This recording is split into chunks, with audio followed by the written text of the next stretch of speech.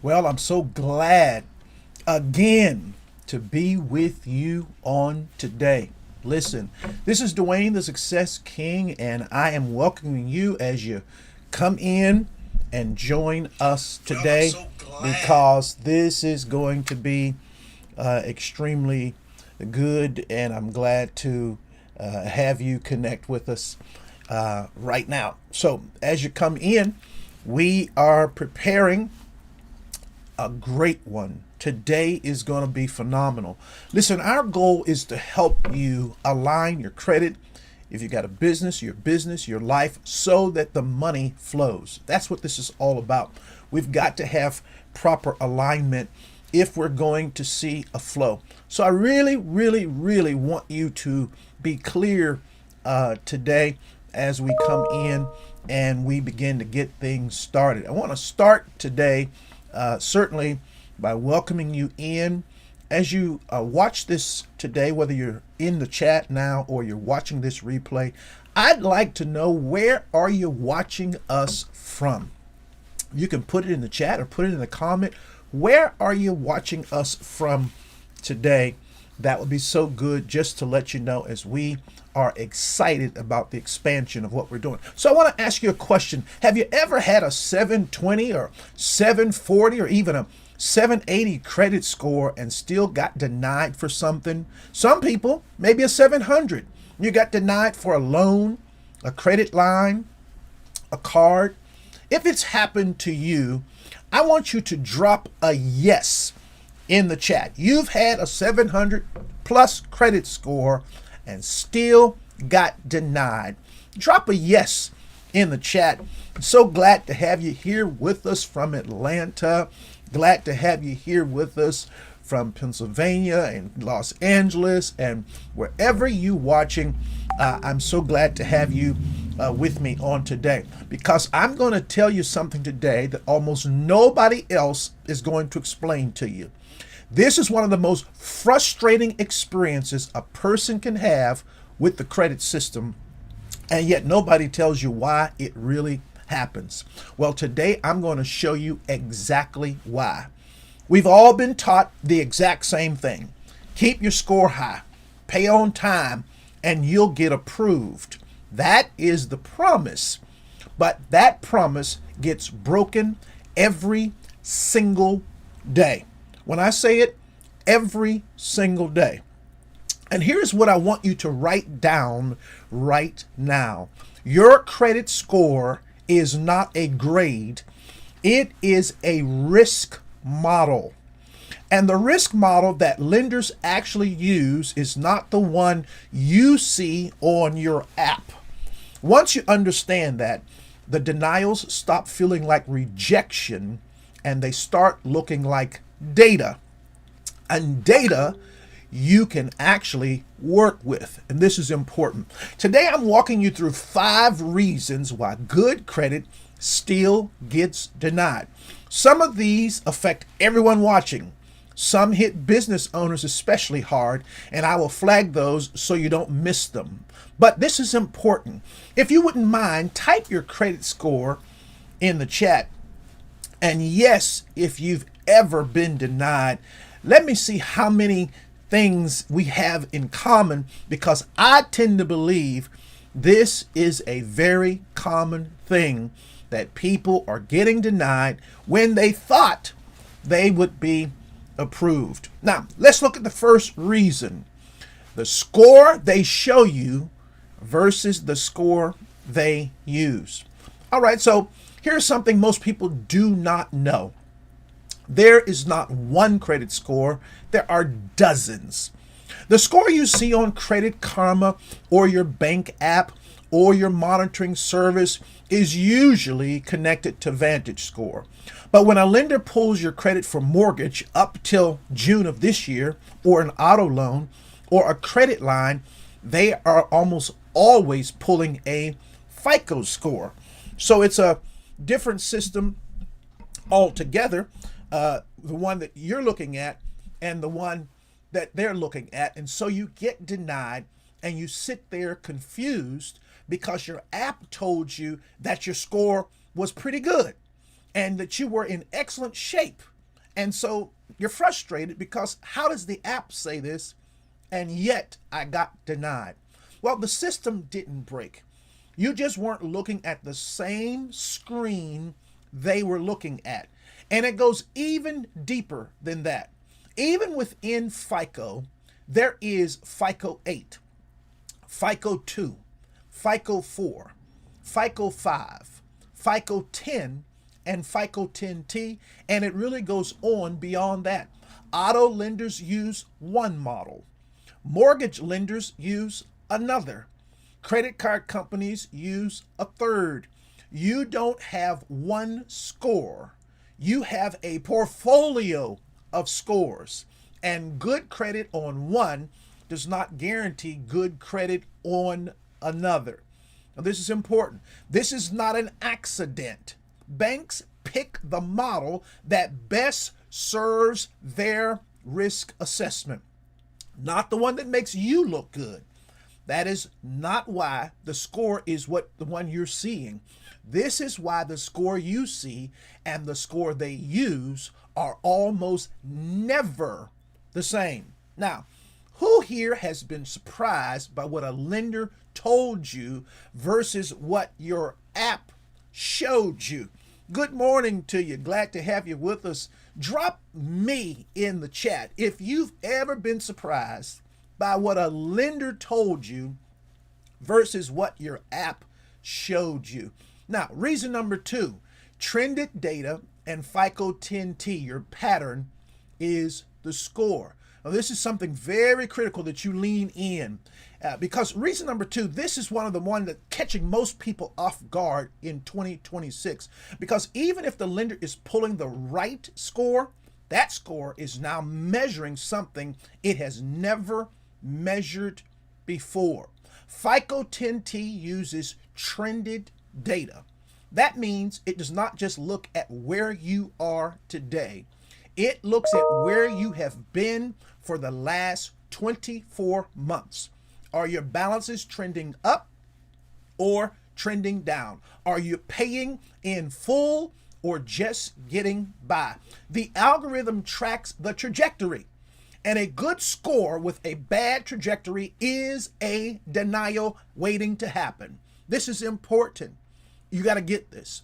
3 things FICO 10T is watching right now, and I want you to lean into this information. Number 1, balance trajectory. Are you slowly paying down or slowly climbing up? One signals discipline, the other signals risk. Number 2, utilization spikes. Do you spike to 70% and drop back every few months? That used to be invisible. Now it's a red flag. It is now visible if you do it within the same billing cycle. You see, the system sees the spike and the drop, and it does not trust your drop. Number 3, minimum versus full payment. Before, a paid on time was a paid on time. Now the algorithm sees the difference between someone who is free and clear and someone who is just surviving. The algorithm doesn't see if you paid, it sees how you paid. And that distinction is the difference between approved and denied under FICO 10T. You see, there's an entrepreneur alert I want to give here as well, because this is very important if you're a business owner. Now, if you're a business owner, listen carefully. This one hits a little bit different for you.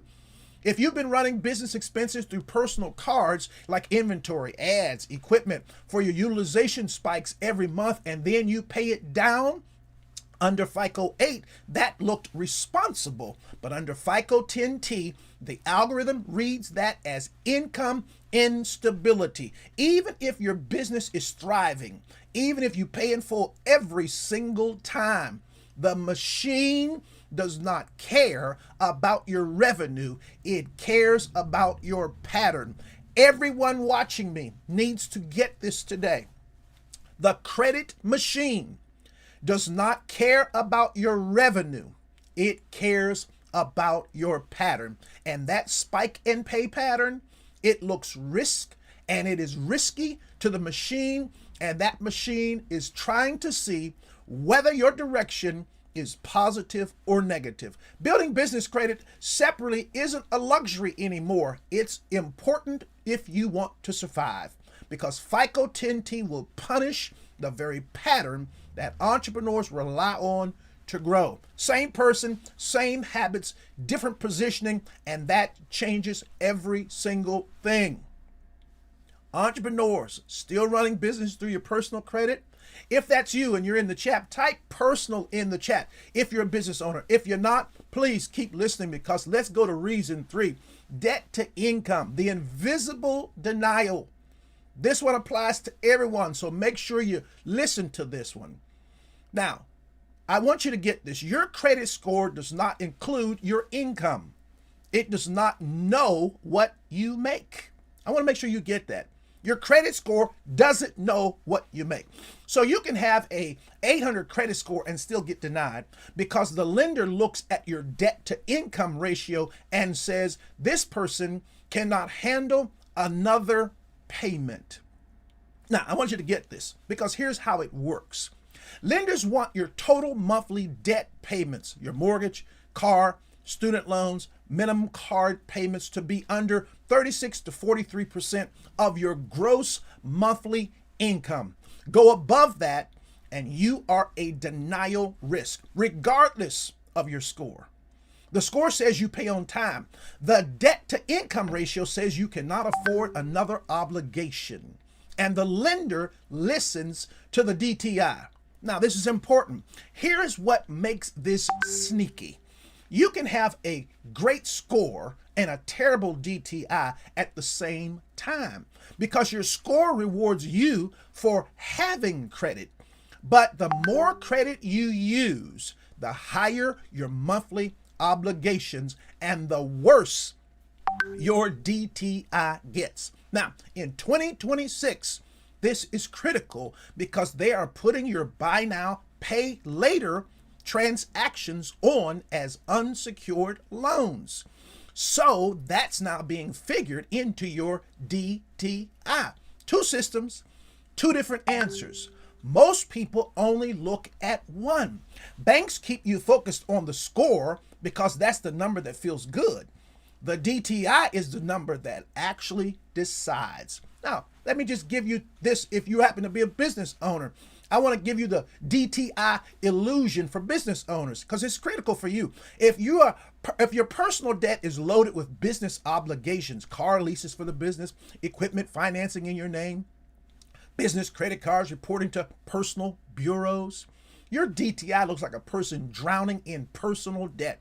Even if the business is paying all of it, the system does not separate what's personal from what's business when it's all in your name. Business debt in the business name doesn't count against your personal DTI. Same obligations, different positioning. And that changes what a lender sees when they pull your file. Listen, how many of you have business debt sitting on your personal credit right now? If you're a business owner, if you're watching this live, or if you're watching the replay, do you have business debt sitting on your personal credit right now? Because if you do, it is affecting your DTI and it will cause denials. Now, let's get to reason 4, the personal guarantee trap. This is a serious one. And this one is the most dangerous, because you usually do not see it until it is too late. It's called the personal guarantee. When a business applies for credit and the business profile is not strong enough, yet the lender asks the owner to personally guarantee it, that's what we're talking about. Which means if the business can't pay, you pay. Your personal credit, your personal assets, your personal future. This is important. Here's what most people miss. The personal guarantee means the lender is pulling your personal credit to approve the business debt, or you could even be guaranteeing someone else's debt. And if a payment is missed on that business account or whatever, even once, it reports to your personal credit. One business mistake just torched the personal score. This person doesn't pay for their car that you signed on for, and it torches your score that you spent years building. So now you're in a trap.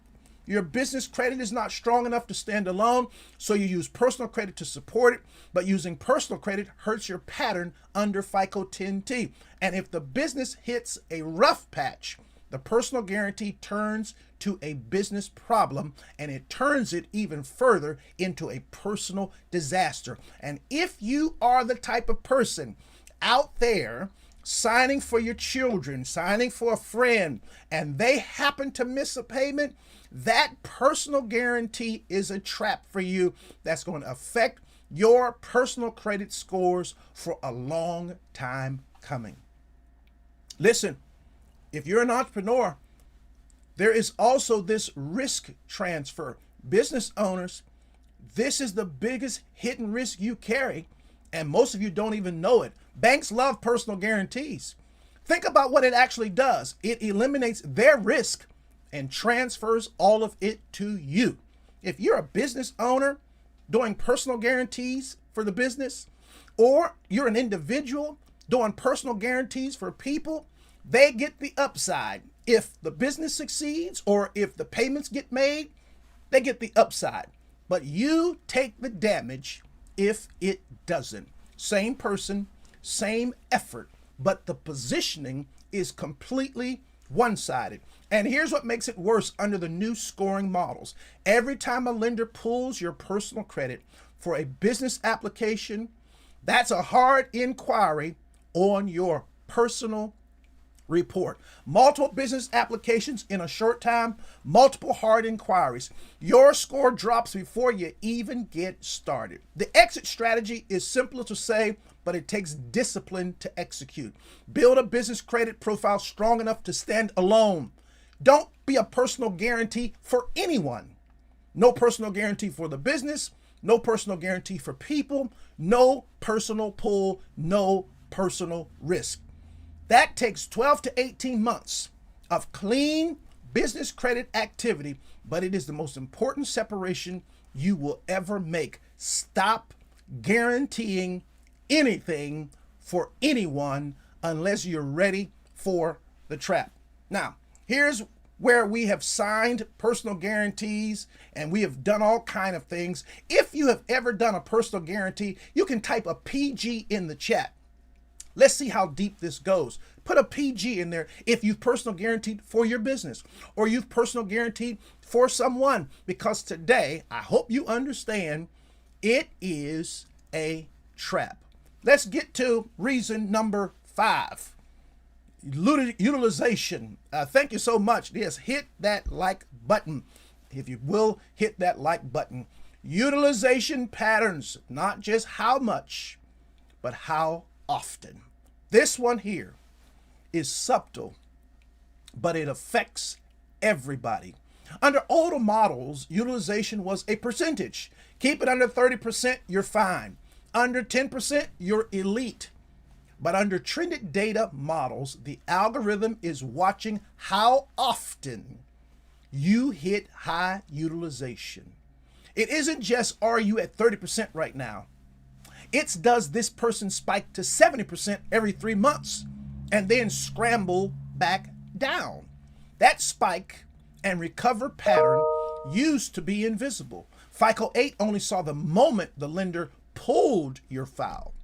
FICO 10T sees the entire rhythm. And that rhythm tells a story about cash flow stability that a single number could never show. Now, this is important. So it's not just about keeping your balance low. It's about keeping your pattern calm, consistent. Declining utilization over 24 months is what the algorithm rewards. No hero moments, not big pay downs once a quarter. Steady, boring, consistent discipline. This is critical and it's practical. If you are someone who runs your card up mid-month and pays it off before the statement date, You need to know that 10T and Vantage 4.0 is tracking the mid-month balance too, depending on when the Bureau captures the data. Pay in full? Beautiful. But also keep the daily balance as low as you can manage. Do not give the algorithm a spike to read. I teach be under 30% of your credit limit the entire billing cycle. Banks designed this to see through the performance.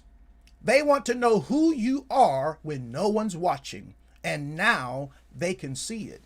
Now, let me say this about entrepreneurs, because I love to help individuals, but I want to help entrepreneurs too. One more thing on this for you. In business, cash flow management means you spend when you need to and pay when the revenue comes in. That's smart business. But under FICO 10T, that same behavior on personal credit reads inconsistent. The algorithm does not know you have revenue coming in next week. It only sees the balance spike today. Keep business cash flow on business credit. Keep personal utilization smooth and boring. The system rewards boring. Let your business be exciting. Let your personal credit be invisible to the algorithm. Now, who's ready to separate business and personal credit after hearing this? If that's you, type separate in the chat or put it in your comment, because trust me, it's going to matter. Now, this is important. Your 5-move defense. I want to move from the problem to the solution on both sides. So now you see it. Good credit gets denied, not because the system is broken, but because the system sees more than it used to see. And most people are still playing the old game. So let me give you 5 moves that work under the new rules. And we're going to walk you through them. Move number 1, pull the right score. Stop checking only your VantageScore now and thinking you know where you stand. Go to sites like myfico.com. Check your FICO scores directly. Know what the lender sees before you walk in the door. No more surprises. Now, I am big on smart credit because you're going to see your Vantage and soon your Vantage 4.0. But in this system, as we are moving forward, you need to personally see both and know both. Move 2, stabilize your trajectory. Start paying in full every single month if you can, but never, ever leave a balance above 10%. Not most months, every month. You need 6 to 12 months of declining balances to rewrite your trend line. The algorithm rewards consistency, not heroics. Move number 3, lower your floor, not just your ceiling. Most people think about their maximum utilization. Under 10T, think about your minimum. What is the lowest your balance goes in a given month? Push that floor down consistently, and the algorithm reads you as declining risk. This is what gets you approved. You keep bringing that balance lower and lower every month. Move 4, clean up the invisible traps. Buy now, pay later accounts, stale authorized user positions, duplicate hard inquiries. These are landmines. Audit your report and remove what is working against your pattern. I had a client yesterday told me she had 32 buy now, pay later loans hit her credit report. You must audit and you must stop doing what is working against you. Move number 5, separate business from personal. This is important. This is critical. This last move is the one that separates entrepreneurs who grow from entrepreneurs who stay stuck. If you're an entrepreneur, you better hear this. Every dollar of business spend that runs through personal credit is distorting your pattern, inflating your DTI, and putting your future at risk through personal guarantees. Build the business profile. Use the business credit lines. Protect the personal pattern. When your credit, your business, and your life are aligned, the algorithm works for you. When they're not, it works against you. This is the CBL system: credit, business, life. All three saying the same thing. This is when money can finally flow. This is important.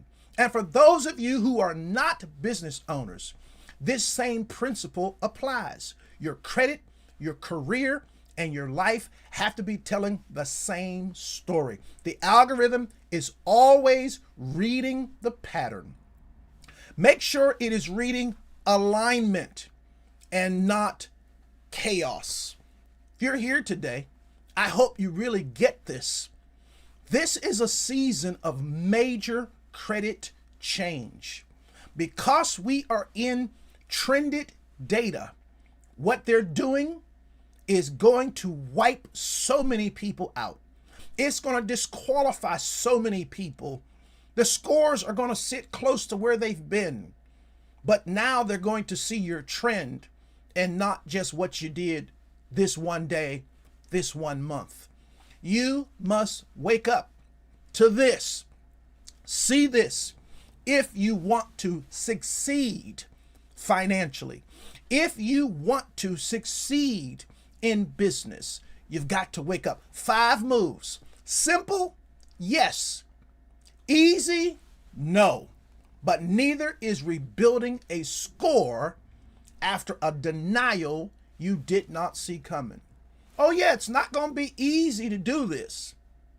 But do you want to be rebuilding your score after you got denied and didn't know it was coming because you didn't see what they saw in your credit profile because you looked at an app that said your score was good or excellent? The question is never, is this hard? The question is this harder than the alternative? This is important. I want you to get this settled today.